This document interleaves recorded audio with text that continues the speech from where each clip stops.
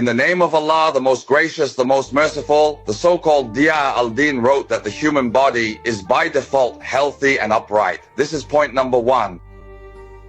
The human body, by its very nature, is healthy and upright, and it will remain in this state as long as there are no violent external inputs or influences. Accordingly, complete abstinence from any inputs fully achieves this state, which is inevitably brought to an end when the fast is broken. With the very first input, if you are able to maintain this state, then you are in the state of a body that does not get sick. Statement number 2. Every input to the body carries harm. At the same time, it carries benefit, which is keeping the body alive and nourishing it with what is necessary for it to remain active. As long as the input is present, waste settles inside you, and this has harmful effects. Waste needs to be expelled. That is the harm.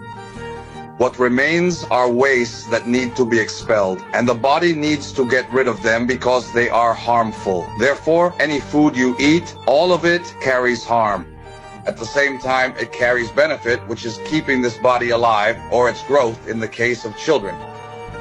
Number 3, the body considers every input as a foreign entity, and accordingly, the human body has a reaction. This reaction is one of 3 things: an immune sensitivity, which follows lymphatic pathways, a central nervous response, which they call the gut-brain axis, or a hormonal glandular response. Hormonal what? Glandular, meaning either intestinal, peripheral, or pituitary, central. Focus with me. Hormonal glandular, 2 types: intestinal, peripheral, which includes insulin, glucagon, serotonin, and gastrin. These are intestinal hormones. Or pituitary central, which operates from the pituitary all the way to the adrenal gland. Statement number 4, the body's daily and repeated suffering, and the continued exposure to inputs that are difficult to digest, which leads to repeated, though not complete, intestinal blockages. So the first issue is the intake of foods that are difficult to digest, leading to repeated, though not complete, intestinal blockages.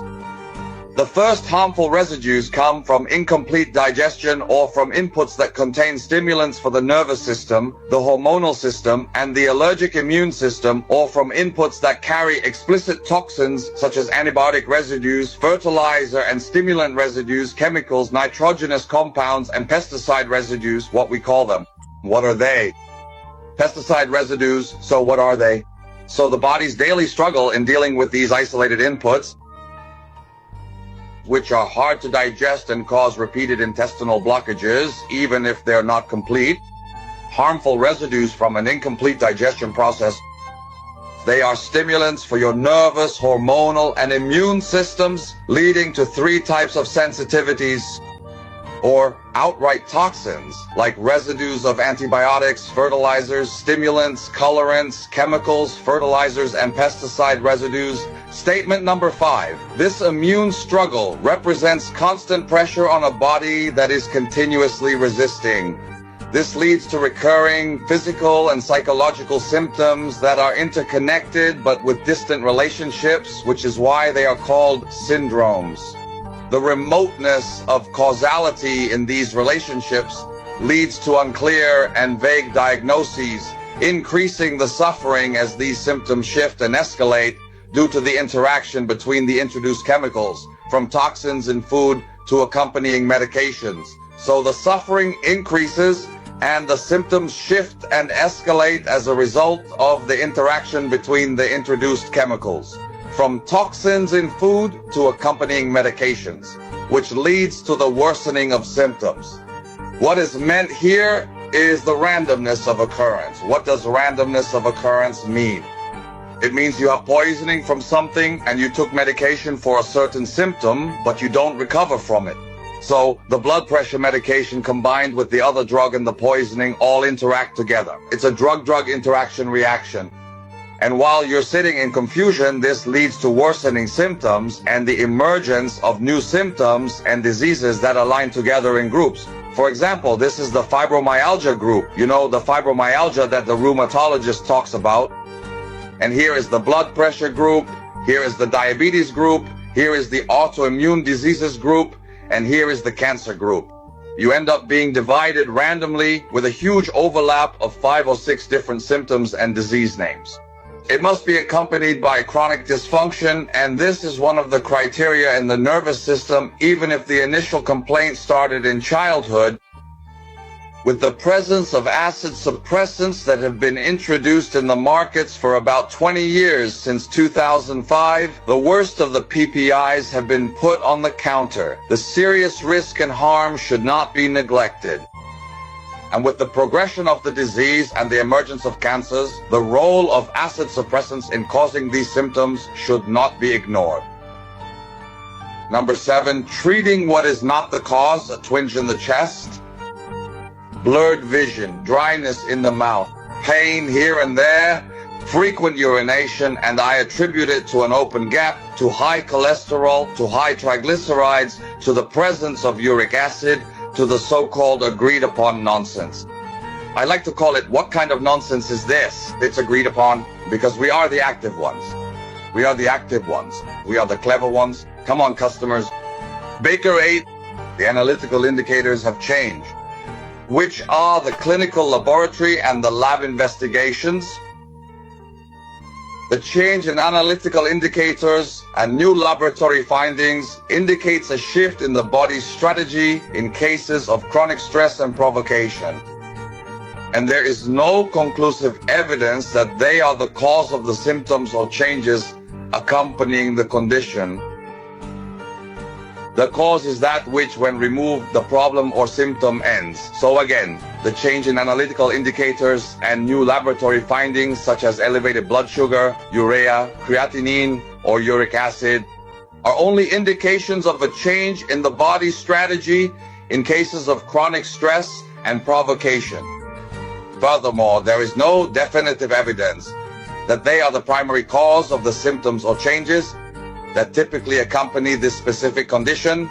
The cause, by its very definition, is considered to be that which, when removed from the situation, the phenomenon ends, or the condition ends, or the symptom ends. If I take insulin and my blood sugar still rises, that means the high blood sugar is not because the insulin is inactive. Again, if I take insulin to lower my blood sugar and it doesn't go down, then the blood sugar wasn't high because of the insulin. If I give insulin and it lowers the blood sugar but doesn't improve the erection, then blood sugar isn't the cause of the erectile dysfunction. If the reflux from the opening in the diaphragm is treated and the reflux remains the same, is the reflux because of the bacteria? We took the medication for the bacteria and the reflux remains the same. Number 9, relying on laboratory evidence such as blood sugar, acetone, HDL, LDL, urea, creatinine, minerals, and electrolytes like sodium, potassium, and chlorides, and linking them directly, superficially, and especially incorrectly to the nature of food intake is completely wrong. Let's go back again to point 9. Relying on laboratory evidence such as blood sugar, acetone, HDL, LDL, urea, creatinine, minerals, and electrolytes, and linking the nature of food to these indicators is 100% incorrect, because these markers are the same across all types of mammals and white organisms, all of which have livers. For example, a crocodile has a liver and a chick has a liver.